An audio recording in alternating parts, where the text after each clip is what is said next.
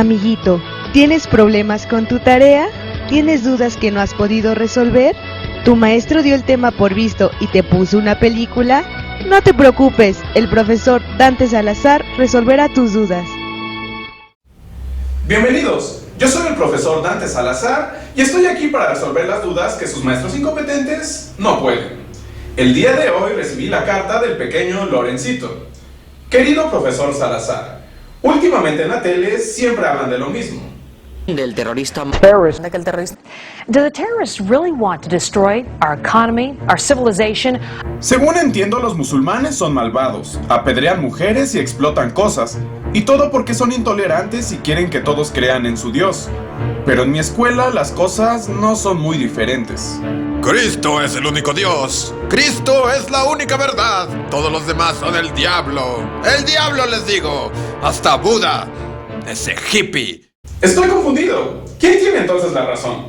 Espero pueda responderme. Lorencito. Verás, Lorencito, esa es probablemente la pregunta más difícil que alguien pueda responder. Los conflictos religiosos entre Oriente y Occidente son producto de siglos de enfrentamiento, de una guerra que tal vez te suene familiar, conocida como las Cruzadas.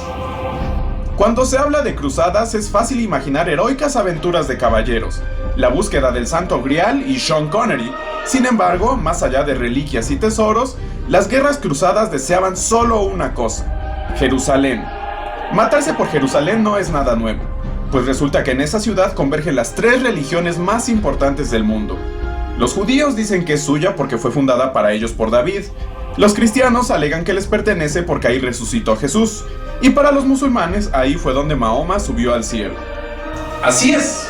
La Tierra tiene 510 millones de kilómetros cuadrados y a las tres religiones se les ocurrió elegir el mismo lugar. Y sin ninguna razón en especial, pues además es un pedazo de tierra árida donde no hay nada. ¿O sí lo hay? ¡Ay no! Robert Langdon. Permítame explicarme, profesor Salazar. Pocos lo saben, pero Jerusalén oculta un secreto ancestral. Si triangulamos el Muro de los Lamentos, la Cúpula de la Roca y el Santo Sepulcro, llegaremos a una tienda de souvenirs donde se venden postales de la Torre de Oro de Sevilla. Dicha torre tiene una cúpula, presuntamente creada por los Illuminati, donde hay un telescopio de tiempo de Copérnico que apunta directamente a la isla de Pascua. En la isla, si se ven los monolitos desde el ángulo apropiado, sus sombras escriben el nombre de Nguyen An. ¿Nguyen An? Sí, el emperador Yalong de Vietnam en 1802. Pero lo importante es un retrato suyo de su visita a Versalles en 1787. En la pintura, Nguyen An claramente está utilizando un críptex, el cual fue descubierto años después en la mezquita de Ibn Tilun en el Cairo. El críptex contiene una pintura del Bosco, que al doblarse crea un mapa de Jerusalén donde se indica el punto exacto del tesoro.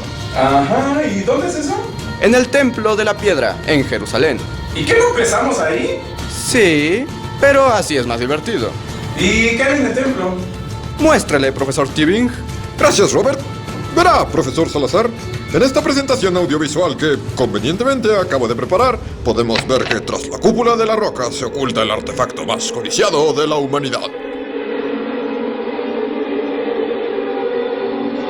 La barra de chocolate más grande y deliciosa del mundo. ¿Todo por una barra de chocolate? Sí, los templarios valoraban el chocolate y... Sí, ya, ok. Olvídense de eso. El caso es que en el siglo XI, Jerusalén pertenecía a los musulmanes, lo que no tenía muy contentos a los cristianos.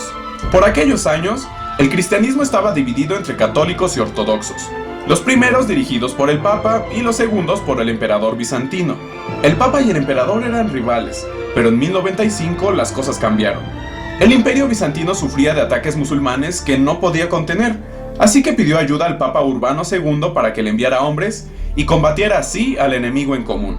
Aquello significó una gran oportunidad para el Papa, quien deseaba expandir su poder en Oriente. Así que en vez de solo enviar unos cuantos hombres al emperador Alexius, decidió llevar las cosas un poco más lejos. Los seleucidas han capturado y destruido las iglesias y han asolado al imperio bizantino, que aunque no nos caen tan bien, siguen siendo cristianos. Así que unámonos contra los infieles, salvemos a los cristianos y recuperemos Jerusalén en nombre de Cristo. ¿Quién está conmigo? Olvidé mencionarlo. Quien se alista en el ejército será perdonado de todos sus pecados y gana un pase doble directo al cielo.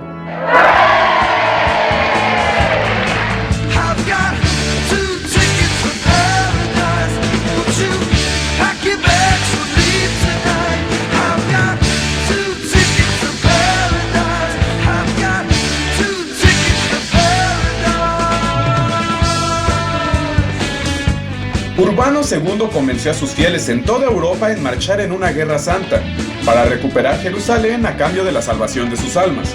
Y claro, la promesa de riquezas también animó a nobles de todos los países a unirse a la primera cruzada. Mientras tanto, en Bizancio, el emperador Alexios esperaba un grupo de soldados del Papa. Imaginen su sorpresa cuando en vez de esto, vio esto.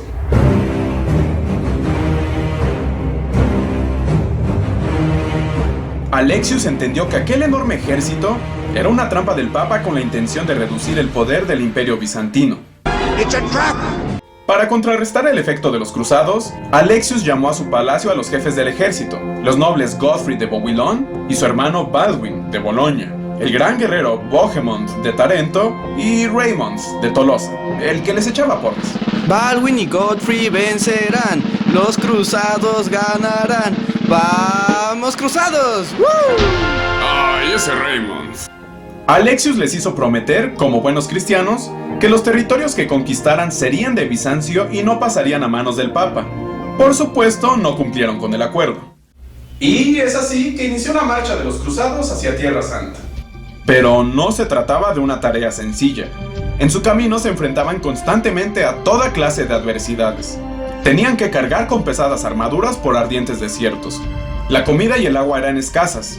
El clima era inclemente y eran constantemente atacados por sarracenos. Y cuidarse de la asociación secreta de los musulmanes de Sion. Eso jamás existió, Robert Langdon. Claro que sí. Si revisas el retablo del emperador Basilio II... Sí. Continuemos. El viaje ya había durado varios años y durante este tiempo los cruzados tomaron numerosas ciudades en el nombre de Dios. Sin embargo, el mayor reto se presentó en el año de 1098, cuando se vieron frente a las puertas de la gran ciudad de Antioquía. Antioquía era una de las metrópolis fortificadas más poderosas del mundo musulmán. Los cruzados sitiaron la ciudad, pero no lograban penetrar las defensas. El sitio duró 8 meses, en los que los europeos padecieron hambre, enfermedades, muertes y un desaliento general. Baldwin, nuestra situación nunca ha sido peor. Sí, la moral de los hombres está por los suelos. Ya ni las porras de Raymond los motivan. Cruzados, sí... Cruzados. ¡Ya cállate, Raymond! Todo parecía perdido, hasta que Bohemond recurrió a una de las estrategias más efectivas en el arte de la guerra: buscar un traidor asqueroso. Bohemond convenció a uno de los guardias de Antioquía de que abriera las puertas a mitad de la noche. Gracias a eso, los cruzados pudieron acceder fácilmente y arrasaron la ciudad, matando a su paso a musulmanes, judíos y hasta cristianos. ¡Pero yo soy de los tuyos! Pero antes de que siquiera pudieran celebrar su victoria, la ciudad fue nuevamente sitiada, esta vez por los refuerzos musulmanes. Los cruzados no podían salir de Antioquía, estaban heridos y no tenían alimento. Una vez más, sus espíritus eran puestos a prueba. ¡Ni lo pienses, Raymond! Todo parecía perdido. Los cristianos sentían que Dios los había abandonado. Pero entonces uno de los peregrinos de la expedición, Pedro Bartolomeo, tuvo una visión. ¡Oh, por Dios! ¡Tuve una visión! ¡Dinos, Pedro Bartolomeo! Dios dice que está de nuestro lado. Y como prueba nos entregará una reliquia sagrada si cavamos bajo esa iglesia. ¡Vamos por la reliquia! No podemos entrar todos. Mejor voy yo y ustedes me esperan. ¿Qué es eso que trae en la espalda? Una joroba. Esto es inútil. Llevamos aquí 3 días y no pasa nada.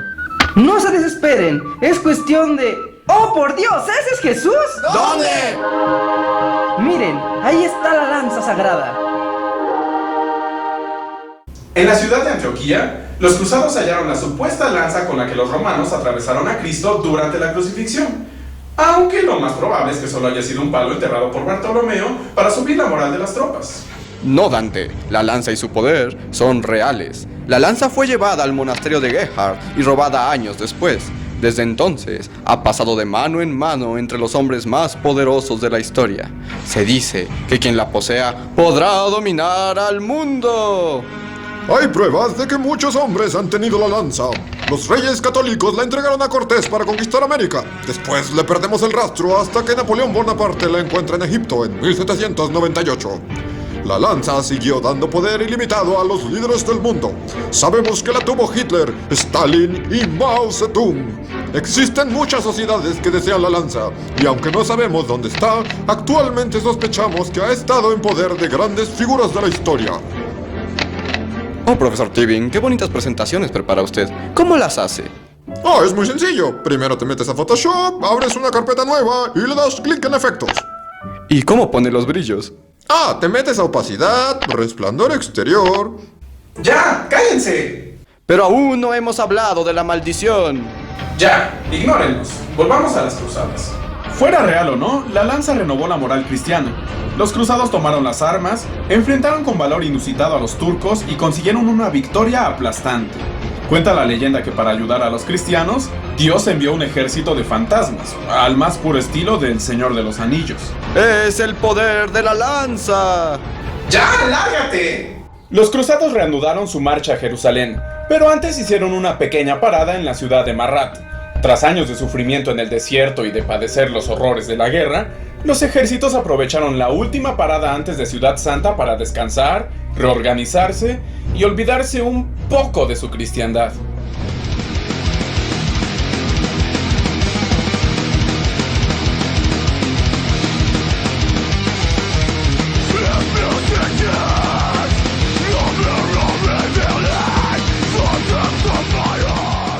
Los cruzados arrasaron Marat en su totalidad. Asesinaron a la población, violaron cadáveres y luego se los comieron. Hasta hicieron brochetas con bebés para saciar su hambre. Ya saben, por Jesús. La crueldad de los cristianos se extendió por todo el mundo musulmán. El terror a los cruzados llegó hasta las puertas de Jerusalén, donde estaba por ocurrir la batalla final. En 1099 los cruzados y los musulmanes al fin se enfrentaron por el control de Tierra Santa. Y si quieren saber cómo fue ese enfrentamiento, solo imaginen todas las batallas finales de las películas épicas que han visto. Multiplíquenlas por 1000 y tendrán una idea aproximada.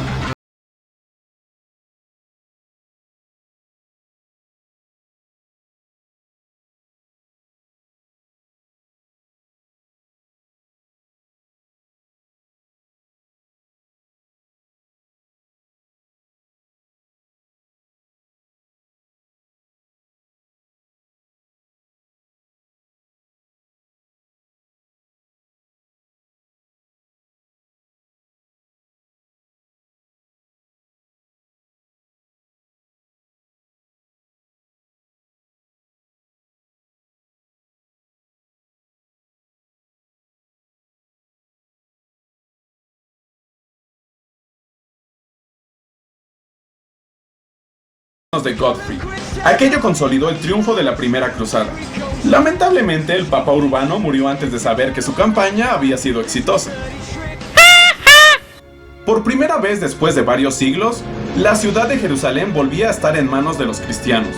A diferencia de los musulmanes, los cristianos no permitieron la entrada de árabes a la ciudad. Eso incrementó aún más las tensiones entre Oriente y Occidente. Para asegurar el control sobre Jerusalén, el Vaticano hizo un llamado a la población europea para que viajaran y se asentaran en Tierra Santa. Go East! Go East! No, ese chiste ya lo hicimos. Es en este periodo que surgen figuras icónicas de las cruzadas, como los hospitalarios y los templarios. Los caballeros templarios o la Orden del Temple... ¡Cállate, Robert Langdon! No vamos a hablar de los templarios en este video. Y mientras la Jerusalén cristiana prosperaba, los árabes tenían muy clara su opinión al respecto. El mundo árabe deseaba recuperar Jerusalén y sus otros territorios, pero se encontraban muy divididos como para hacer frente a los cruzados. Sin embargo, poco a poco comenzaron a surgir líderes que pretendían unir a los musulmanes. Como Sanji, sultán de Siria, quien convocó a una yihad, o guerra santa, en contra de los cruzados en Jerusalén. Este fue el inicio de la unificación del mundo árabe. Y el Papa dijo. El Papa Eugenio III Temeroso del nuevo poder musulmán, llamó a la segunda cruzada en contra de los infieles. El llamado fue respondido por el entonces rey de Francia, Luis VII. Pero hay que mencionar que era un idiota. Así que volvamos con los árabes. Aunque Sanji intentó unificar al Islam, la unidad no se daría hasta años después, bajo la figura de uno de los hombres más poderosos y respetados de Oriente. Con ustedes, el sultán de sultanes, el terror de los cruzados, paladín del Islam, con más de 2 metros de altura y la barba más espesa del Oriente. Abran paso al único, al grande, al poderoso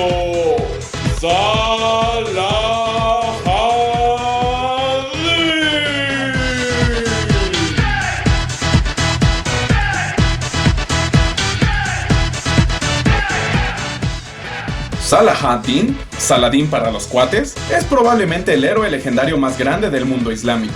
Aún en la actualidad se cuentan historias de su valentía, sabiduría, fuerza y benevolencia. Él solo logró unificar al mundo árabe contra un enemigo en común. Sin embargo, aún le faltaba un pretexto para iniciar la guerra. Afortunadamente, siempre se puede contar con un rey francés idiota para facilitar las cosas. En 1148, Luis VII atacó sin ninguna razón la ciudad de Damasco, la única del mundo árabe que se había mantenido neutral hasta la fecha. Esto permitió a Saladín concretar la unificación y demostrar su poderío hacia los cruzados. Luis VII fue derrotado y volvió a Francia. Tras esta victoria, parecía que Saladín era imparable. Los musulmanes iniciaron entonces su marcha hacia Tierra Santa. Sin embargo, los cruzados aún tenían un arma secreta. ¡Un palo de madera! ¿Un palo de madera? ¡Pero es un palo mágico! El entonces rey de Jerusalén, Guy de Lusignan, intentó frenar a Saladín en el año de 1187, confiado en el poder que le otorgaba la reliquia más poderosa de la fe cristiana, la Vera Cruz, un trozo de madera que supuestamente pertenecía a la cruz en la que murió Jesucristo. Pero ni la Vera Cruz lo salvó de la trampa de Saladín. Saladín guió a los cruzados hasta mitad del desierto, a un territorio en el que él controlaba el suministro del agua. Con esta ventaja destruyó fácilmente a los ejércitos cruzados, en lo que se conoce como la batalla de Hattin. Saladín tomó prisionero al rey de Jerusalén y se apoderó de la Vera Cruz, un duro golpe a los cristianos. Tengo su palo, miren todos, tengo su palo. ¡Ay, ay, ay, se me cae! No! ¡Qué rico saben mis bombones cuando los pongo en mi palo mágico! ¡Está cocinando bombones con la cruz de Cristo! ¿Quién quiere jugar béisbol? ¡No! Sin posibilidad de defenderse, la ciudad de Jerusalén se rindió pacíficamente. Contrario a los cruzados, el liderato de Saladín fue plural y tolerante. Se respetaron los derechos de las otras religiones e incluso se les permitía visitar sus lugares sagrados. Con la paz musulmana, la ciudad de Jerusalén alcanzó su máximo esplendor. Pero esto no evitó que el Papa Urbano III se pasara de dramático y muriera de un infarto tras conocer la noticia.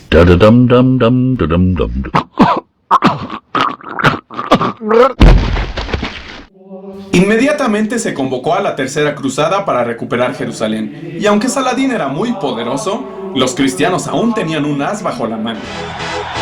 Desde tierras teutonas, emperador entre emperadores, rey de los germanos, azote de los sarracenos, Federico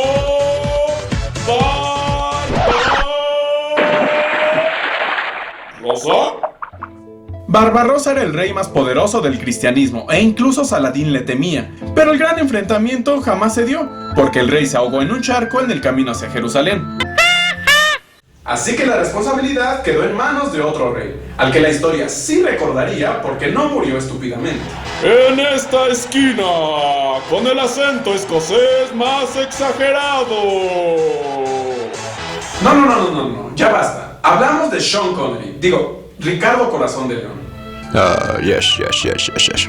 Ricardo Corazón de León es probablemente uno de los reyes más famosos de Inglaterra, aunque ni siquiera era anglosajón, sino francés, e Inglaterra tampoco le gustaba gran cosa, pero aún así respondió al llamado del Papa y dirigió la Tercera Cruzada.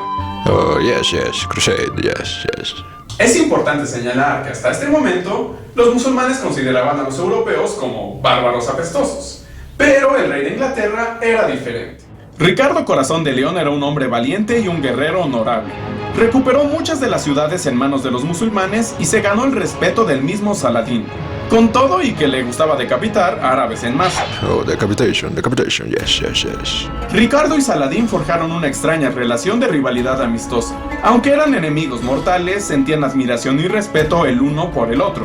Se dice que se enviaban mensajes y que incluso tuvieron un encuentro cara a cara. Oh, Saladin, yes. Respect, Saladin, respect. ¿Qué? Oh, yes. Love you, Saladin, love you, yes. Los dos líderes se enfrentaron en varias batallas, pero justo antes de llegar a Jerusalén, Ricardo decidió regresar a Europa para llegar a tiempo a la boda de Robin Hood. Richard! La verdad es que no se sabe por qué Ricardo se retiró. Se dice que pactó una tregua con Saladín, en donde los musulmanes seguirían en control de Jerusalén, pero respetarían los reinos cruzados tomados por los ingleses. Así también los dos bandos se ahorrarían un enorme derramamiento de sangre. Saladín falleció meses más tarde, y con su muerte el mundo árabe volvió a fragmentarse. Aquello debilitó a los musulmanes, pero aún así los cruzados nunca volverían a recuperar Tierra Santa. Y miren que lo intentaron. En total hubo 9 cruzadas, y a excepción de la primera, todas fueron un rotundo fracaso. Incluso alcanzaron los niveles del absurdo, como en la Cuarta Cruzada, donde en vez de dirigirse a Jerusalén, los cruzados atacaron y saquearon la ciudad de Constantinopla. ¡Pero aquí también somos cristianos, idiotas! Tras 200 años de cruzadas, lejos de atenuarse, los problemas entre Oriente y Occidente se intensificaron. Las heridas de aquellos conflictos aún siguen abiertas, y es que las diferencias religiosas se pueden confundir fácilmente con los intereses políticos y económicos entre las naciones. Las guerras en nombre de Dios solo logran dividir a las personas y violan el precepto básico de todas las religiones: la paz. Así que, como verás, Lorencito, nadie tiene la razón en este asunto. Solo somos diferentes. Flores para todos.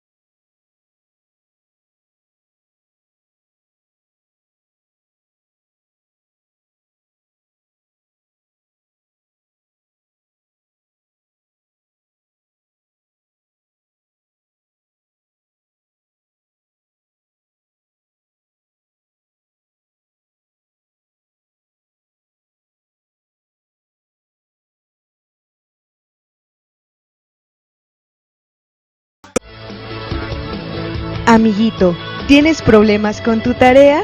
¿Tienes dudas que no has podido resolver? ¿Tu maestro dio el tema por visto y te puso una película? No te preocupes, el profesor